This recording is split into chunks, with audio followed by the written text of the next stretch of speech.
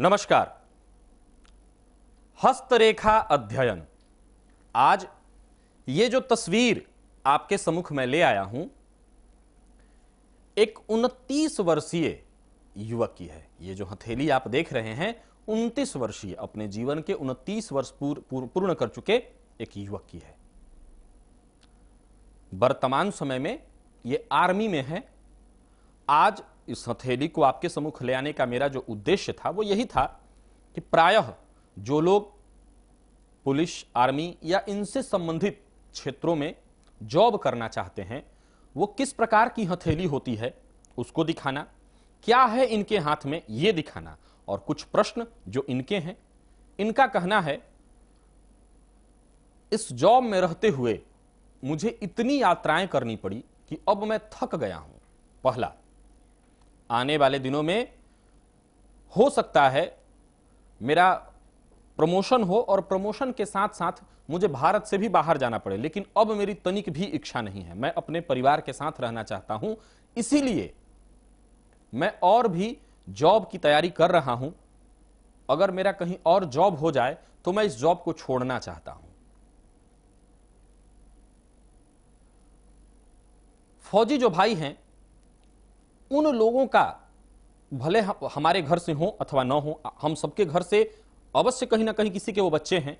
हमारी जिंदगी में वो प्रत्यक्ष रूप से न सही, लेकिन परोक्ष रूप से उनका क्या योगदान है, क्या अहमियत है, ये मुझे बताने की आवश्यकता नहीं है। ये आप सभी जानते होंगे। ये प्रश्न मैंने, ये शब्द मैंने, ये बात मैंने इसलिए रखी ताकि मैं बता सकूं कि कुछ एक चीजें ऐसी होती हैं जो व्यापारिक हाथों में या शिक्षकों के हाथों में या राजनीतिज्ञों के हाथों में होती हैं। वो सारी चीजें आर्मी से संबंधित, पुलिस से संबंधित, पुलिस में भी जो बहुत उच्च पदस्थ अधिकारी वर्ग हो गए हैं, ऐसे लोगों में नहीं। यानी कि जो कमिश्नर रैंक के लोग हैं, जिन्होंने तैयारी ही ऐसी की है, आईएएस की तैयारी जिन्होंने की है, सिविल सर्विस की जो तैयारी करी है, मैं उनकी बात नहीं करता। मैं उनकी बात कर रहा हूं जो या तो बॉर्डर पर हैं या क्षेत्र में हैं, कार्य क्षेत्र में, फील्ड में वर्क कर रहे हैं। ऐसे लोग, उनकी हथेलियां किस प्रकार की होती हैं, यही दिखाना आज मेरा मूल उद्देश्य था कि उनके हाथ के लक्षणों को जरा ध्यान से देखिए। चूंकि उनकी ट्रेनिंग ऐसी होती है कि वो थोड़ा उग्र प्रवृत्ति के हो जाते हैं, क्रोधी स्वभाव के हो जाते हैं। और क्रोध का भोजन क्या है? विवेक। तो जाहिर सी बात है, मैं फिर से कह रहा हूं कि फौजी भाइयों का हमारे जीवन में जो योगदान है, महत्वपूर्ण योगदान, उसके लिए मुझे कुछ भी कहना, मैं न कहूं या कहूं, उससे कोई ऐसा नहीं। वो ऐसा ही है जैसे मैं सूर्य को दीपक दिखाऊं। उन लोगों का योगदान हमारे जीवन में बहुत है, चाहे वो प्रत्यक्ष कहिए या परोक्ष कहिए। लेकिन हम जब ज्ञान की बात करें, ज्योतिषीय ज्ञान की बात करें, हस्तरेखा क्षेत्र की बात करें, तो वहां मैं ये कहना चाहता हूं कि ऐसे लोगों में निर्णय जो लेना होता है वो प्रायः अपने विवेक से कम। पहले तो उनके साथ ऐसा होता है कि जॉब में जो उनका उच्चाधिकारी है, जो जैसा फरमान उनके लिए जारी करता है, वो सारी चीजें। दूसरा, उनके अंदर ट्रेनिंग के दौरान उनके अंदर इतना ज्यादा उनके ऊपर प्रेशर होता है, दबाव डाला जाता है, इतना ज्यादा उनको कठोर बना दिया जाता है कि वो थोड़ा उग्र प्रवृत्ति के हो जाते हैं। और जाहिर सी बात है, क्रोध में होना, क्रोधी व्यक्ति का जो क्रोध का जो भोजन है वो विवेक है, बुद्धि है। तो आइए, क्या सामान्य अंतर होता है ऐसे लोग, क्योंकि जब इस हाथ को आप देखेंगे तब बहुत सारी बातें आपको समझ में आ जाएंगी। देखिए, इस हथेली को सामान्यतया देखा जाए तो यह हाथ प्रारंभिक हाथ से थोड़ा श्रेष्ठ है। प्रारंभिक हाथ, प्रारंभिक हाथ किसको कहते हैं? जहां जातक एक सामाजिक जो ज्ञान है, सामाजिक ज्ञान का मतलब मैं आपके साथ कैसा बिहेव करूं, किस तरह की मेरी किस तरह का मेरा रहन सहन है। देखिए, खाना सभी लोग खाते हैं, भोजन सभी लोग करते हैं, चाहे वो एक उच्च पदस्थ जॉब वाला व्यक्ति हो, एक सामान्य वर्कर हो, या अंबानी अडानी जैसे लोग हों, भोजन सभी वही दाल चावल रोटी सब्जी ही करते होंगे। खाने का तरीका सबका अलग होगा। तो जो प्रारंभिक हाथ होता है उसमें व्यक्ति की जीवन शैली का विकास बहुत सामान्य अवस्था में हुआ होता है।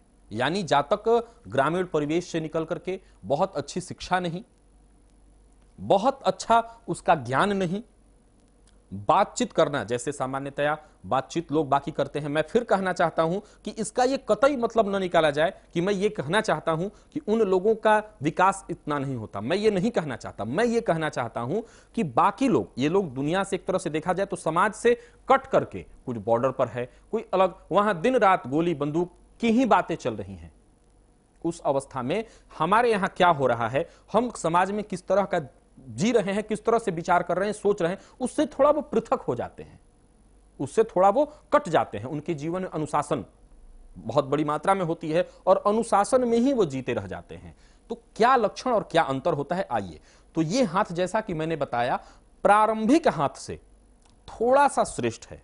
थोड़ा ऊपर एक कड़ी आगे बढ़ जाइए तो प्रारंभिक हाथ से थोड़ी ऊपरी कड़ी। यहां सबसे पहले आपको अंगूठे को देखना चाहिए। आप देखेंगे कि सामान्यतया यह बहुत समझने की चीज है, दोनों ही हाथों में, विशेष करके बाएं हाथ पर, अगर बाएं हाथ में अगर आप देखें तो अंगूठे का जो निर्माण है वो बहुत सामान्य, एक छोटे अवस्था, बहुत बड़ा अंगूठा इसको नहीं कह सकते हैं आप, बहुत छोटा एक अंगूठा कहेंगे, क्योंकि एक बीच के पर्वत को छोड़ दे तो ऊपर अंगूठे का जो ये क्षेत्र होता है यही यहां पर साफ साफ केवल दृष्टिगत होता है दोनों ही हाथों में। प्रायः लोगों के मन में यह भ्रम होता है कि जैसे तर्जनी में 3 पूर्वे होते हैं, प्रथम, मध्य और अंतिम, अंगूठे में भी 3 पर्वत ही होते हैं। इसको बहुत गौर से समझने की आवश्यकता है। प्रथम, इसके बाद मध्यम, मध्यम जो होता है पूर्वा, उसी को तर्क शक्ति, और उसके बाद नीचे वाला। इसमें भी 3 पर्वत होते हैं, 3 पर्व होते हैं, माफ करिएगा 3 पूर्वे होते हैं, जो कि यहां पर आप देखेंगे तो यहां भी बीच में एक लकीर अवश्य है, लेकिन तर्क शक्ति का जो विकास है वो बहुत कम हुआ। आगे उंगलियों पर नजर डालिए। तर्जनी उंगली एक सिद्ध में अपनी जगह खड़ी, बाएं हाथ में देखिए। दाहिने हाथ में भी आप देखेंगे कि थोड़ा सा झुकाव मध्यमा की तरफ है। मध्यमा में जरा सा एक चीज समझने वाली है कि मध्यमा उंगली को आप जब देखें तो पाएंगे कि चाहे वो मध्यमा हो, विशेष करके मध्यमा उंगली, उसका जो अंतिम पर्वत है यानी अंतिम पोरुआ है वो बहुत पतला है, यानी जड़ बहुत पतला है। ये दोनों ही हाथों में आपको देखने को मिल रहा है, दोनों ही हथेलियों में देखने को मिलेगा कि जो जड़ है वो बहुत पतला है। इसका सीधा सा मतलब होता है कि ऐसे जातक धन को अनावश्यक रूप से खर्च करते हैं। जिस धन की, जहां पर खर्च करने की आवश्यकता न हो वहां भी वो खर्च कर देते हैं। आप भी अपने हथेलियों में, या ऐसे लोगों की प्रायः हथेलियों को आपने देखा होगा जहां प्रत्येक उंगलियों को अगर ऊपर करके देखा जाए तो प्रत्येक उंगली में से आर पार दिखाई पड़ता है। प्रत्येक उंगली का जहां जोड़ है वहां आर पार दिखता है। इसका सीधा सा मतलब है कि जातक ने अर्थ का संचय करना नहीं सीखा है। जातक के पास अर्थ रुकता नहीं, द्रव्य रुकती नहीं, धन आते हैं और चले जाते हैं। इस हाथ में भी ये दिखाई पड़ रहा है। फिर देखिए, अब हम लोग सीधे सीधे जीवन की लकीर पर आते हैं। बाएं हाथ में जीवन की लकीर को देखिए, उसने शुक्र पर्वत का अंतिम घेराव अच्छा किया, लेकिन जहां पर आप ये अंतिम अवस्था देख रहे हैं यहां पर बाएं हाथ में जीवन की लकीर का अंतिम जो क्षेत्र है वो द्वीपवत हो गया है। द्वीप, छोटे छोटे द्वीप, गेहूं की तरह। गेहूं का जितना बड़ा दाना होता है, कुछ हाथों में द्वीप उससे भी बड़ा होता, लेकिन जौ, या यूं कहिए कि गेहूं का दाना, उतना बड़ा बड़ा द्वीप अंत तक चला गया। वहीं पर दाहिने हाथ में जीवन की लकीर, ध्यान से देखेंगे तो आपकी समझ में आएगा, जहां से इसका प्रादुर्भाव हुआ है, जो ये क्षेत्र आप देख रहे हैं, ये प्रादुर्भाव जहां से हुआ है, ये थोड़ा सा यहां पर मोटा, फिर पतला और हल्का सा दबा हुआ शुक्र क्षेत्र पर, और फिर ये हल्का सा लहरा करके नीचे की तरफ आया है। इसका मतलब होता है जातक के जीवन में इसके मनोनुकूल सफलता इसको अब तक प्राप्त नहीं हुई है। मैं फिर से दोहरा रहा हूं कि जातक की जो सफलता है जातक के मनोनुकूल नहीं हुई है। जिस तरह का इसका मन है, जैसी इसकी चाह है वैसा नहीं हुआ। लाइफ लाइन जब भी लहरा करके अपने सीधी एक लकीर में, सीधी एक क्षेत्र में जब तक नहीं जाती, उसमें लहराते हुए आप उसको देख रहे हैं, कट देख रहे हैं, इधर उधर वो मुड़ रही है, ऐसा देख रहे हैं, इसका मतलब जातक की जो जीवनी है, जातक का जो जीवन है वो क्रमवत नहीं है, एक सिद्ध में नहीं है, उसमें उतार चढ़ाव, या यूं कहिए कि उसका मन स्थिर नहीं रह पा रहा है, मनोनुकूल उसका जीवन नहीं जा रहा है। और जिन हाथों में जीवन की लकीर एक लक्ष्य के हिसाब से एक सीधी लाइन में चली जाए, तो समझ लीजिए कि जातक का जीवन जो स्मूथ आगे एक क्रम में बढ़ रहा है। अब आगे देखिए, यहां पर हृदय की लकीर अगर आप देखेंगे तो दोनों ही हाथों में, गौर से यहां हो सकता है न दिखाई पड़े, लेकिन मैं समझाने का प्रयास करता हूं। बुद्ध पर्वत से आगे बढ़ी है। यहां एक चीज जरा गौर से समझिए कि ये जो हृदय की लकीर है, ये हल्का सा मुड़ते हुए और ऊपर जाए, हल्का सा मुड़ते हुए, ये हल्का जो मोड़ है वो बुद्ध क्षेत्र से शुरू करके और सूर्य के पास हल्का सा झुकाव लेते हुए ऊपर जाए। यहां देखें तो एकदम सीधी लकीर की तरफ बृहस्पति के क्षेत्र की तरफ चली गई है, और वहां से एक और लकीर जो कि दोनों ही हाथों में दिख रहा है, एक और लकीर ये मस्तिष्क की तरफ आ रही है। तो जब हृदय की लकीर आगे जाकर के दो मुहाकार हो जाए, एक शनि क्षेत्र पर या तर्जनी और मध्यमा के बीच, और दूसरा मस्तिष्क लकीर में जाकर के मिल जाए, इसका सीधा सा मतलब होता है कि जातक का खिंचाव, उसका मन कहीं ना कहीं व्याकुल है अपने करीबियों के साथ रहने के लिए, अथवा जरूरी नहीं कि सबके साथ ऐसा ही हो, प्रायः जिन लोग घर में रह रहे हैं उनके साथ भी ऐसा होता है। तो जो लोग, जिनकी हथेली में हृदय की लकीर से कोई रेखा शनि पर्वत पर और दूसरी एक रेखा मस्तिष्क रेखा से जाकर के मिल जाए, तो ऐसे जातकों के निर्णय में, डिसीजन में कई बार यह देखने को मिलता है कि यह जातक कहीं ना कहीं भावनाओं के वशीभूत होकर के, या कई बार जहां अपने मस्तिष्क का ही मस्तिष्क को ही जोड़ना था, मस्तिष्क से ही फैसला लेना था, वहां हृदय को भी जोड़ रहा है। और कई बार इस तरह की रेखाओं में बाकी के पर्वतों को देखते हुए श्रेष्ठता की भी परिभाषा दी गई है। शास्त्र ने इसको बहुत श्रेष्ठ भी कहीं कहीं माना है। बाकी पर्वत अगर हथेली में, कुछ जगहों पर ही यह मान्य है, लेकिन अगर वहां पर्वत बहुत श्रेष्ठ है तो। अब यहां फिर से देखा जाए, हृदय की लकीर की हम लोगों ने बात की, अब मस्तिष्क की लकीर का हम लोग अब चर्चा कर लेते हैं।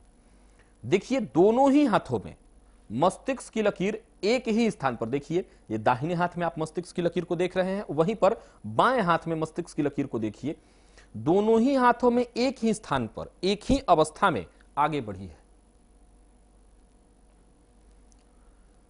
यहां एक चीज समझने वाली है कि इनके दोनों ही हाथों में भाग्य की लकीर का निर्माण कहां से हुआ है। तो आप पाएंगे कि दाहिनी हाथ में भाग्य की लकीर मणिबंध क्षेत्र से आगे तक, और बाएं हाथ में, गौर से देखिए, चंद्र क्षेत्र से, लेकिन मणिबंध के पास से ही इसका उद्गम हुआ है, और यह रेखा हृदय रेखा के पास जाकर के रुक गई है। और यह बात दोनों ही हाथों में लगभग दिख रही है कि भाग्य की लकीर जहां पर रुक रही है, उसको रोकने वाली लकीर है हृदय की लकीर। अब जातक की बात पर आ जाइए। जातक का कहना है कि मैं बाहर रहते रहते थक गया हूं, मैं चाहता हूं कि कोई जॉब मिल जाए, और इन्होंने मुझसे क्या कहा कि आपसे मिलने तक मैंने तैयारी कर ली है, मैं नौकरी से रिजाइन देने वाला हूं, और फिर नौकरी से रिजाइन देकर के मैं प्रयास करूंगा अगले जॉब का। यह समझने वाली बात है। ये सारे पॉइंट जब तक समझेंगे नहीं, तब तक कोई भी निर्णय आप नहीं ले सकते। जातक ने निर्णय लिया कि हम नौकरी को छोड़ देते हैं, यानी कि उसका अगला पैर कहीं भी स्थिर नहीं है। रिटायरमेंट ले लेते हैं तो उनको पेंशन मिलेगा अवश्य, लेकिन जातक ने निर्णय क्या लिया कि मैं नौकरी छोड़ देता हूं। तो मान लीजिए कि अभी अगर किसी व्यक्ति की सैलरी है 30,000 रुपए, पेंशन उसको मिलता है 15,000 रुपए। उसने अपने खर्च का ब्यौरा, हर व्यक्ति जिनकी आय 50 लाख रुपए है, जिनकी आय 5,000 है और जिनकी आय 50 रुपए है, प्रत्येक व्यक्ति अपने जीवन में जितना उसकी आय है उसको हमेशा कम ही होता है, और साथ ही साथ जितनी उसकी आय है उसी में अपने आप को सीमित कर लेता है। अब जिसकी आय 50 रुपए है, कल से अगर 49 रुपए शुरू कर दी जाए तो उसको परेशानियां शुरू हो जाएंगी बड़ी मात्रा में। परेशान तो तब भी था जब 50 आ रहा था, 49 होते ही वो परेशान हो जाएगा। उसी तरह से जिसका 5 लाख है वो 49 हो जाए, कम हो जाए थोड़ा सा तो वो भी परेशान हो जाएगा। हर एक व्यक्ति की यही स्थिति है। इन्होंने निर्णय लिया, लेने की तैयारी में है ये कि मैं पहले नौकरी को छोड़ दूं फिर तैयारी करूं। ये कैसे गलत होगा ये देखिए। भाग्य की लकीर सीधा जहां पर समाप्त हुई है इनके हाथों में, ये ध्यान से, ये चीज आप यहां सामने नहीं देख सकेंगे टीवी पर, लेकिन जहां पर ये मस्तिष्क रेखा के पास, मस्तिष्क रेखा को जहां इसने पार किया है वहीं पर एक द्वीप का निर्माण, द्वीप एक गोल चिन्ह का ऐसा गोला छोटा सा, वो द्वीप मस्तिष्क रेखा और भाग्य की लकीर का जहां समायोजन हो रहा है, जहां से भाग्य की लकीर मस्तिष्क रेखा को काट करके ऊपर की तरफ बढ़ रही है, वहीं एक द्वीप का निर्माण। और फिर वो रेखा थोड़ा धुंधला, थोड़ा हल्का और थोड़ा कमजोर होकर के हृदय के पास जाकर के वो पूरी तरह रुक गई है। श्रेष्ठ निर्णय यह होता, जैसा इनका कहना था कि अगर मैं नौकरी छोड़ देता हूं तो मुझे शायद कहीं और नौकरी के लिए मैं प्रयास करूंगा तो मुझे शायद 10% की छूट मिलेगी। ये अच्छी बात है, लेकिन अगर पढ़ाई छोड़े आपको काफी लंबा वक्त हो गया, अगर प्रयास के बावजूद आपको नौकरी नहीं मिलती है, तब आप 10% अंक या 10% की छूट पाने के लिए अपना जमा जमाया व्यवस्था, अपनी जमी जमाई नौकरी छोड़ देते हैं। और मान लीजिए कि जैसा कि इस हाथ में, हालांकि इस हथेली में दोनों ही क्षेत्रों पर आप देखेंगे, हो सकता है ये न दिखे लेकिन फिर भी समझने की बात है, ये लाइफ लाइन से कुछ रेखाएं ऊपर की तरफ जा रही हैं बृहस्पति के क्षेत्र पर, और जीवन की लकीर से जब रेखाएं ऊपर की तरफ जा रही हों, कुछ रेखाएं सूर्य के पर्वत पर जा रही हों, तो जातक को गवर्नमेंट जॉब मिलने में कतई दिक्कत नहीं होती। सो इनको नहीं होगी, इसमें कोई संशय नहीं। लेकिन सुरक्षा, मेरा ऐसा मानना है कि जब आपके पीछे कुछ लोग हों, आपका विवाह हो चुका हो, आपके बच्चे हों, तो अब आप सुरक्षित मार्ग ढूंढिए। ऐसा मार्ग ढूंढिए जिसमें सुरक्षा सर्वोपरि हो। ऐसा मार्ग कतई मत ढूंढिए जिसमें दूर दूर तक रिस्क ही रिस्क हो। इस पर अवश्य गौर करना चाहिए। आगे, अब इनके हाथ में हम लोग जिस क्षेत्र पर जा रहे हैं वो एक चीज, इनकी हथेलियों में विवाह की लकीर, हालांकि वो लकीर दबी हुई होती है कनिष्ठिका के क्षेत्र के नीचे, जो ये बुद्ध पर्वत है यहीं पर विवाह की लकीर होती है। सामान्यतया इसको मैं यहां टीवी पर न दिखा पाऊं, लेकिन प्रायः इसको लोग जानते हैं। कई लोगों के मन में यह भेद होता है कि यहां पर अगर 2 लकीर हो तो 2 विवाह होता है, 3 लकीर हो तो शायद 3 विवाह होता होगा, ऐसा लोग सोचते होंगे, लेकिन यह भ्रम है। एकदम से आज के परिवेश में इस बात को अपने दिमाग से निकाल दीजिए। एक वक्त था कि लोग 2 विवाह 3 विवाह बड़ी सरलता से करते थे। आज के परिवेश में इस तरह की लकीर का मतलब होता है विवाहेतर। फिर से मैं यहां समझाना चाहूंगा कि आधा अधूरा ज्ञान लेकर के और अपने घर में अपने हथेलियों को देख करके इस प्रकार का कोई भी अपने से ही डिसीजन न ले, अन्यथा इसकी जवाबदेही आपकी होगी। मेरा कर्तव्य है ज्ञान देना। तो हथेलियों में विवाह की एक लकीर से अधिक लकीर का होना विवाह से पूर्व प्रेम संबंध अथवा विवाह से पूर्व पुरुष का हाथ है तो स्त्री से जुड़ाव, स्त्री का हाथ है तो पुरुष से जुड़ाव का सूचक है। अब यहां पर एक बात ध्यान रखने वाली बात है कि जातक या जातिका का हृदय का लकीर कैसा है, दोनों ही हाथ में वो लकीर बराबर है कि नहीं। कई बार ऐसा होता है कि महिला का हाथ है, बाएं हाथ में वहां 2-2 लकीरें दिखाई पड़ रही हैं, लेकिन उसकी हृदय की लकीर बहुत साफ है, मस्तिष्क की लकीर उसकी बहुत साफ है, और दाहिने हाथ में सिर्फ एक लकीर बनी हुई है विवाह के क्षेत्र पर। तो इसका यह कतई मतलब ना निकाला जाए कि यह विवाहेतर संबंध है या विवाह से पूर्व का संबंध है। कई बार ऐसी लड़कियों का विवाह कहीं लग गया होता है, विवाह होने वाला होता है, या कोई ऐसी बात होती है कि सब कुछ बातचीत हो गया, तय हो गया, और उसके बाद विवाह टूट गई। उसी तरह से पुरुष के हाथ में भी यह बात समझी जा सकती है। इस तरह की स्थिति हो, कई बार मैंने देखा कि किसी पुरुष के हाथ में दाहिने हाथ में 2 लकीर है, बाएं में एक ही है। ऐसा पुरुष प्रायः अपने जीवन के प्रारंभिक काल में किसी महिला को पसंद करता था, लेकिन बाद में उसका जुड़ाव उससे कभी नहीं हो पाया, क्योंकि ये एक तरफा था। कई सारी बातें हैं जिसमें गहन मंथन होना चाहिए, छोटी छोटी बातों से कोई भी अर्थ न निकालें। तो मेरा मूल उद्देश्य था, इनके बाईं हाथ में आप जरा ध्यान से देखें तो आप पाएंगे कि विवाह की जो लकीर है वो सामान्यतया बुद्ध पर्वत तक ही रहती है, बुद्ध पर्वत में थोड़ा सा आगे तक आती है। इनके हाथ में वो रेखा आगे बढ़ करके बुद्ध के पर्वत तक चली गई है। समझने वाली बात है कि बुद्ध के पर्वत तक। अब यहां पर यह समझना है कि अगर इसमें से कोई लकीर एकदम से नीचे तक आ जाए, और वो लकीर कैसी हो, तो विवाह के क्षेत्र से निकल करके हृदय की लकीर को काटते हुए, मस्तिष्क की लकीर को काटते हुए, भाग्य की लकीर को काटते हुए लाइफ लाइन को काट दे, अथवा वहां से निकली कोई रेखा मस्तिष्क का स्पर्श करते हुए सीधा नीचे मणिबंध तक चला आए, तो जातक के दांपत्य जीवन में कलह होता ही रहता है। वहीं पर विवाह के लकीर से कोई रेखा ऊपर की तरफ बिल्कुल मुड़ जाए, विवाह की तरफ पास से कोई रेखा बिल्कुल ऊपर मुड़ जाए, या विवाह की लकीर ऊपर की तरफ मुड़ जाए, तो ऐसे व्यक्तियों का विवाह नहीं होता।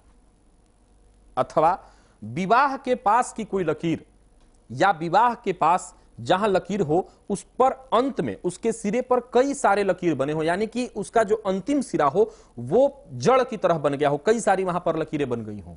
अथवा विवाह के लकीर के अंत में द्वीप का, क्रॉस का निर्माण हो गया हो। तो जब विवाह की लकीर बिल्कुल ऊपर की तरफ मुड़ जाती है तो जातक का विवाह नहीं हो पाता। दूसरा, विवाह की लकीर में कई सारी रेखाएं बन रही हैं तो दांपत्य सुखद नहीं रह पाता। द्वीप होना दांपत्य में दुख का सूचक है, क्रॉस होना वैवाहिक जीवन टूट जाना, या पति पत्नी, पति का हाथ है तो पत्नी का देहांत, या पत्नी का हाथ है तो पति का देहांत होना इस बात का सूचक है। इनके हाथ में विवाह की लकीर से एक रेखा निकल करके हल्की रेखा जाकर के हृदय की लकीर में मिल गई है। निश्चित रूप से ऐसे जातक अपने पत्नी, अपने परिवार से बहुत प्रेम करने वाले होते हैं, और इसके चलते भी उनका मन बाहर नहीं लगता, उनको लगता है कि अपने परिवार के साथ रहें। यहां यह बहुत श्रेष्ठ अवस्था है कि विवाह से निकली लकीर हृदय की लकीर से सीधा जाकर के मिल रही है। हल्की मात्रा में वो जातक के पत्नी के प्रति समर्पण और प्रेम को दर्शाता है, प्रेम का सूचक है। वहीं पर हृदय की लकीर की जो बात मैंने बताई थी कि एक रेखा मध्यमा और तर्जनी के बीचों बीच, और दूसरा कहां पर जा रहा है, तो मस्तिष्क की तरफ, तो कहीं ना कहीं व्यक्ति का मन, हृदय का जो जुड़ाव है वो कहीं ना कहीं मन अपने घर परिवार में ही लगा रह रहा है, जिसके चलते वो कार्य क्षेत्र में अपना पूरा ध्यान केंद्रित नहीं कर पा रहा। अब आगे फिर से इनकी हथेलियों में कुछ चीजों को देखने की आवश्यकता है। ये जानना चाहते थे कि क्या मैं अपना घर, पैतृक संपत्ति है, मैं अपना घर बनाना चाहता हूं, क्या वो संभव है? हथेली में इसके लिए 2-3 चीजों को देखना चाहिए। पहला, शुक्र का पर्वत, ये अंगूठे के पास का जो ये क्षेत्र आप देख रहे हैं इसको देखिए। दूसरा, इसके थोड़ा ऊपर मंगल का जो ये क्षेत्र है यहां को देखिए, यानी मंगल ही कंस्ट्रक्शन का कारक है, और घर बनाना, शुक्र, भोग, ऐश्वर्य, जाहिर सी बात है किसी का अपना घर होगा, सुखी जीवन व्यतीत करेगा, तो वो कारक हो गया शुक्र। शनि, मंगल और शुक्र, इन तीनों को देखिए। शुक्र क्षेत्र यानी अंगूठे के नीचे का जो पर्वत है वो पूर्ण विकसित हो, उस पर ध्वजा का चिन्ह बना हो, यानी एक ऐसी लकीर, और जैसे पताका में से एक चिन्ह निकला होता है, पताका जैसे दिखता है ऐसा चिन्ह हो, मंदिर का चिन्ह हो, या कुछ खड़ी रेखाएं हो। मंगल के पास भी ऐसा ही घर का चिन्ह भी कई बार हाथ में मैंने देखा है बना हुआ हो, तो जातक का बहुत जल्दी अपना खुद का मकान होता है। वैसे ही मंगल का पर्वत पूर्ण बली हो, शनि बलवान हो, तो जातक बहुत जल्दी अपने भाग्य से, अपने प्रारब्ध से और पराक्रम से अपने खुद के घर का निर्माण कर लेता है। तो इनका जो प्रश्न था कि मैं अपना घर बनाना चाहता हूं अपने बल पर, तो सबसे पहले मैं जिस पूरी बातों का इनका निष्कर्ष निकालते चलूं वहां बता दूं कि सबसे पहले इनको करना यह होगा कि अपनी नौकरी में रहते हुए बाकी की नौकरियों के लिए ये समय निकालें, छुट्टी लें, और परीक्षा दें, भगवान ने चाहा, प्रयास, इनके हाथ में भाग्य की लकीर अच्छी अवस्था में है और कहीं जॉब हो जाएगा, जरूरत शायद पड़े ही नहीं उस छूट को लेने की।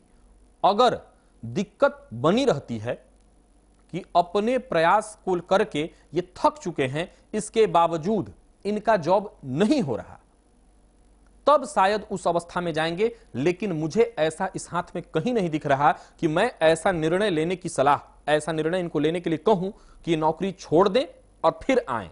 तो इनको अभी अपने जॉब में रहना चाहिए।